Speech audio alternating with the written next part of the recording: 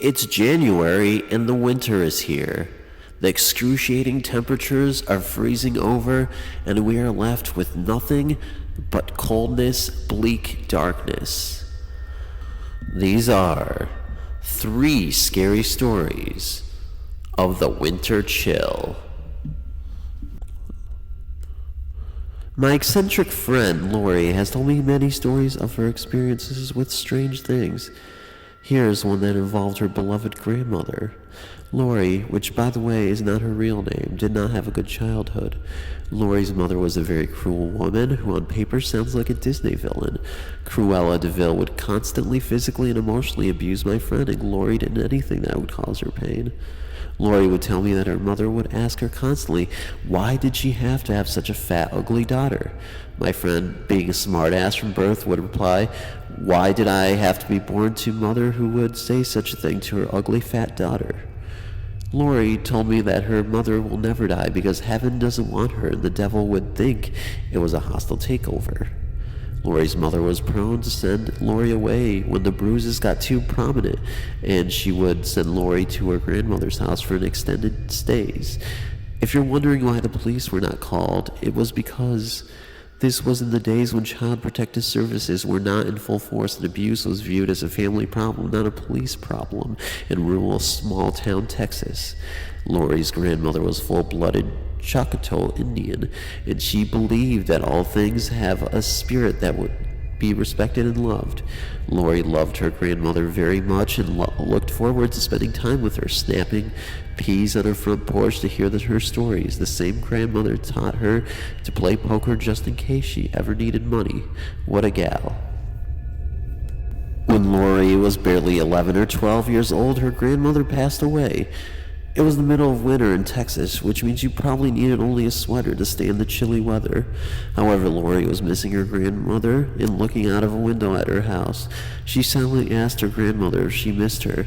Lori looked out into the yard at the rose bushes that were there in the front yard. Lori has always told me like this.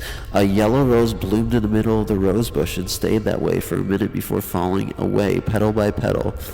It was winter, people. Roses do not grow in winter, and certainly not in front of you. Lori's grandmother sent her a message of hope that she has carried with her for over 30 years.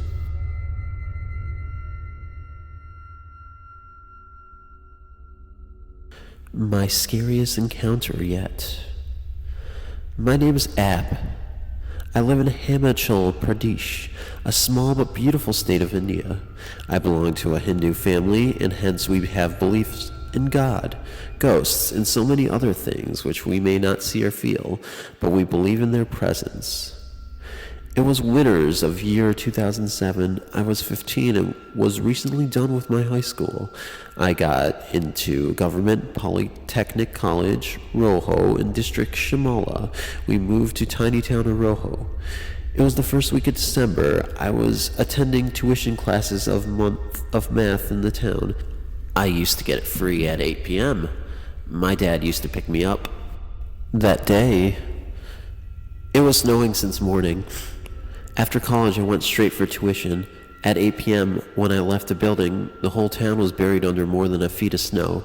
So, as all roads were also under heavy snow, there was no chance my dad could pick me up today. I decided to walk. It was nearly 5 kilometers, but with the Converse shoes that I was wearing, it was not easy to walk on that much fresh snow. Streets and roads were empty. There was no one on the road. It was bitter cold. I was all alone and was already too scared. On to home there between was a section of road nearly 2 kilometers which went through the woods, or as we say, jungle, but that road had street lamps and they were on. As I reached the woods, I saw a man walking in front of me. I could see him under the street lamp next to the one I was at. I was glad to see someone walking, so I started walking behind him. That way I knew I was not alone and hence less scared. Also, I was walking in the footprints of that man, as that way it was easy to walk on the snow. After 15 minutes, I realized the depth of the man's footprints was getting less and less on snow, like suddenly either the man was losing weight or something was lifting him up. I found that very weird.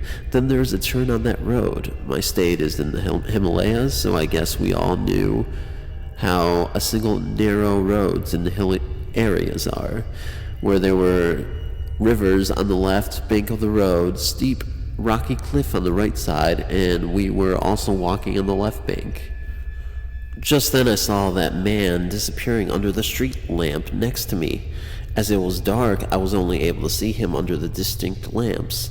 He wasn't there anymore. It was then when I realized that he was not a man. It was something else. Something I always feared. I literally started to run as fast as I could. Soon after, I heard squeezing of fresh snow, that spongy noise fresh snow makes when someone walks on it. Again, I realized that I was not alone. There was someone walking behind me. I ran like I knew what was going to happen. I fell many times. I realized that thing was coming towards me faster than any human could have walked on 1 feet of snow. In no matter of time, I felt that thing right at my back. It felt like that thing was going to kill me. Next thing I realized, a touch, a very cold touch, like my shoulder was naked and ice was on it. I was exhausted and I fell on snow again. This time, stunned with the fear, I did not have the strength to stand again. I started crawling in the snow, all wet and tired. It was then when I felt 2 very heavy legs walking over my body. Again, the same thing, feeling like I was naked and that thing could directly touch my skin, penetrating my jacket and sweater. Next thing I remember, I was screaming as loud as I could as I watched that thing go away from me. I couldn't actually see him again, but just the footsteps on snow. Then I remember waking up at neighbor's house. They had called my parents. My mom asked me what happened. I was still shivering and couldn't speak as my throat was paining. I hugged my mother and started crying, not because I was scared, but because for an instant back there I thought this time would never come. Later our neighbors told us about an urban legend related to that man, saying I was lucky that I am still alive. Thanks for reading my mystery and pardon me for my mistake. Soon I will share from my other few experiences, and I'm also sorry that my English is broken. The Angel in the Snow. The following incident happened when I was 11 years old, and I remember it clearly. It was just the night before Christmas, and my mom and I had decided to visit my granddad and to put flowers on my nan's grave at the cemetery just around the corner.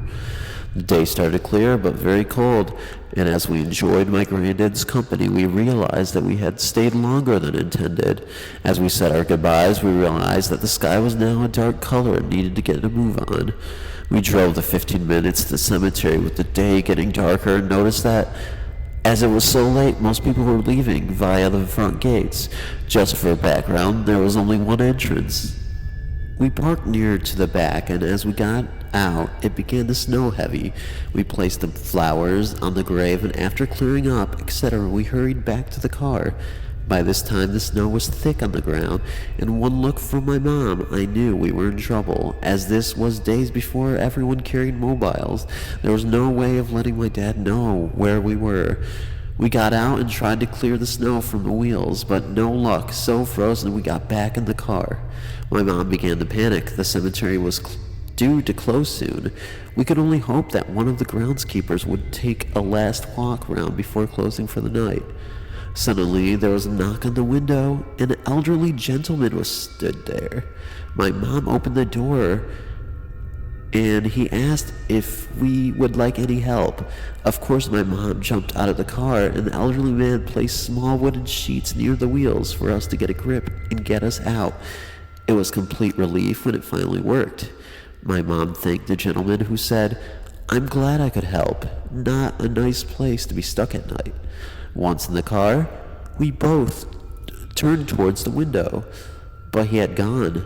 Nowhere in sight, no car, and no footprints. There is no way he could have walked away without being seen, as this was an open cemetery with few trees. Of course, a little spooked, my mom suggested we get out of there. I agreed. Just as we were about to pull out of the gates, we were stopped by one of the groundsmen who said, "You're very lucky. We were just about to close." My mom explained that he had got stuck in the snow, and then an elderly gentleman had helped us get out. The groundsman face changed and said, "There can have been, as you are the last ones in here." He explained that the gentleman described would have had to pass him to get out, and there had been no one passed in the last 25 minutes. We left in a hurry, and whenever we visited again, we did it in daylight.